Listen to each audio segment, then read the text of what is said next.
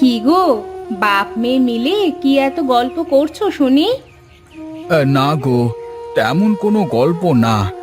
বলছে ঈদে ওর নতুন জামা দেওয়া লাগবে। গতকালও আমার কাছে ওই একই বায়না ধরলো। আমি ওকে কত করে বোঝালাম যে তোর বাবার হাতের অবস্থা ভালো না, কাজ কাম নেই, কোত্থেকে দেবে? তাও আবার তোমার কাছে বায়না ধরেছে। তুমি চুপ করো তো। ও আমার একমাত্র ছোট মেয়ে। ওকে কিছু না দিতে পারলে হয়? আমি গিয়ে দেখি জমিদারের কাছ থেকে কিছু ধার নিতে পারি কি না। হ্যাঁ, যাও যাও। ধার তো নিতে পারলেও শোধ কিভাবে দিবে সে চিন্তা তো নেই। খালি মেয়ে বায়না ধরেছে বলে অত টাকা খরচ করে ওকে জামা কিনে দিতে হবে। কি যে বলো তুমি! বছরের একটা দিন সব ছেলেমেয়েরা নতুন নতুন জামা কাপড় পরবে। ও নতুন জামা না পরতে পারলে ওর খারাপ লাগবে না? চুপ করো তো তোমরা, আর ভালো লাগে না। ঠিক আছে, লাগবে না আমার নতুন জামা, আমি যাচ্ছি। ওই যে গেল গেল, তোমার উপর রাগ করে কোথায় বেরুলো? যাক, আবার একটু পরে ঠিকই ফিরে আসবে।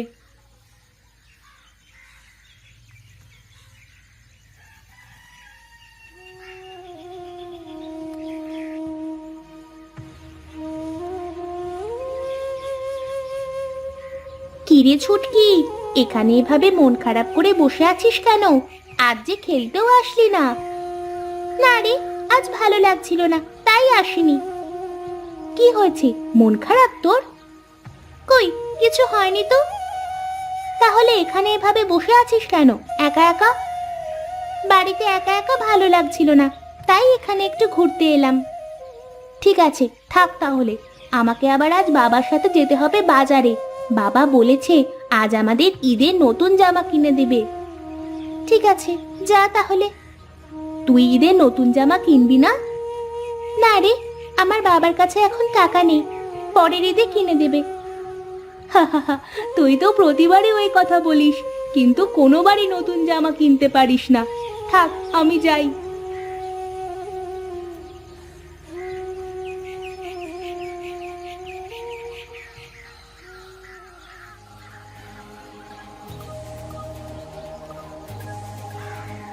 ওইখানে কি অমন চকচক করছে? গিয়ে দেখি তো কি। কি, এ তো একটা লিচুর চারা, কিন্তু এটা এভাবে চকচক করছে কেন? যাই হোক বাবা, এটা নিয়ে গিয়ে আমার বাড়িতে পুঁতে রাখি, যা হয় হবে।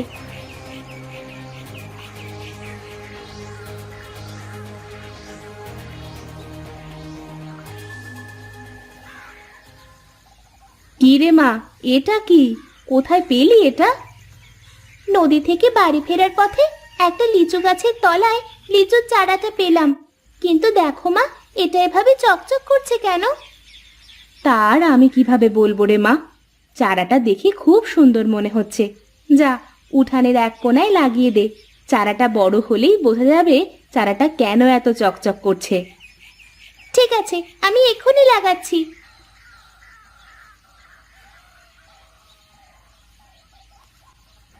জমিদার বাবু, কেমন আছেন আপনি? হ্যাঁ রে, ভালোই আছি। তা তোর কি অবস্থা তাই বল। আমার পাওনা 2000 টাকা দিতে এলি নাকি? না জমিদার বাবু, ওর চোখে মুখে তো আমি অন্য কথা দেখছি। তা কি করতে এসেছিস বল জমিদার বাবুকে।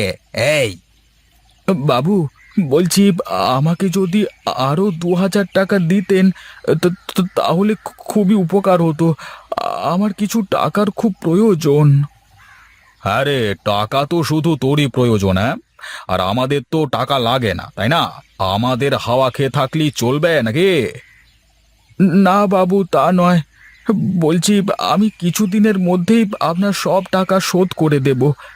আপনি শুধু আমাকে এখন 2000 টাকা দেন। ঠিক আছে, দেব।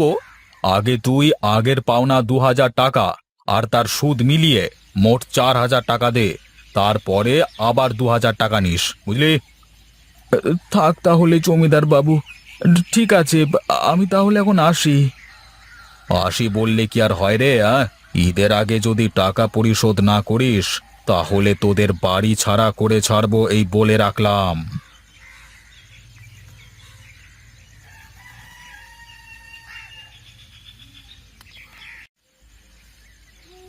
গো, তোমার এত মন খারাপ কেন?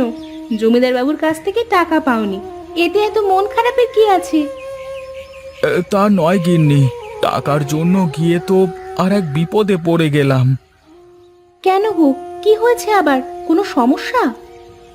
জমিদার বাবু আগের যেই 2000 টাকা পেত, ওটাই এখন সুদে বেড়ে 4000 হয়েছে। বলেছে এই টাকা ঈদের আগে শোধ না করতে পারলে আমাদের বাড়ি ছাড়া করে দেবে। কি? ওগো, এবার তাহলে কি হবে আমাদের? ঈদের আগে এতগুলো টাকা তুমি কোথায় পাবে? সেই চিন্তাই তো করছি গো গিন্নি। ঈদের আগে মেয়েকে একটা জামাও কিনে দিতে পারলাম না, আবার এদিকে জমিদার বাবুর বাড়ি ছাড়ার হুমকি। কি যে করি এখন। ঠিক আছে, থাকো তুমি, আমি বাজারের দিকে যাই, দেখি গিয়ে কোনো কাজ পাই নাকি। মুখে কিছু দিয়ে যাও, এভাবে খালি পেটে আর কতক্ষণ থাকবে? না গিন্নি, এরপরে আর আমার পেটে ভাত যাবে না।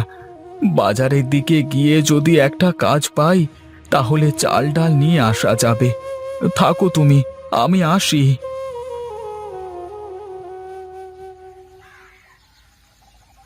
মা মা, এদিকে এসো তাড়াতাড়ি। হ্যাঁ রে, আসছি। কেন রে, কি হয়েছে? এত ডাকাডাকি করছিস কেন? দেখো মা, মনে হচ্ছে না চারাটা একটু বড় হয়েছে? ধুর পাগল মেয়ে, লাগানোর সাথে সাথে কোনোদিন চারা বড় হয়ে যায়? ও তোর মনের ভুল। চারাটা দেখতে সুন্দর আর চকচক বলে তোর অমন মনে হচ্ছে।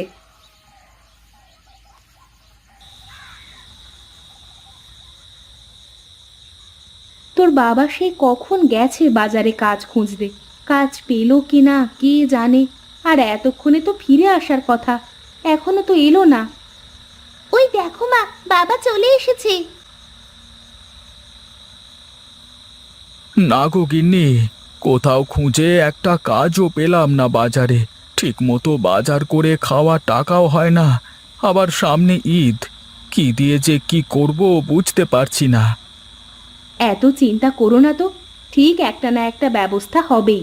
ওপরওয়ালা কাউকে নিরাশ করেন না। তুমি ধৈর্য ধরো, আমাদেরও একটা ব্যবস্থা হবে। ঠিকই বলেছ গো তুমি। দাও দাও, কিছু খেতে দাও, সকাল থেকে কিছুই খাইনি। হ্যাঁ দিচ্ছি, বসো। ছুটকি, বই রেখে খেয়ে নে, খেয়ে নিয়ে আবার পড়তে বসিস। ঠিক আছে মা, দাও।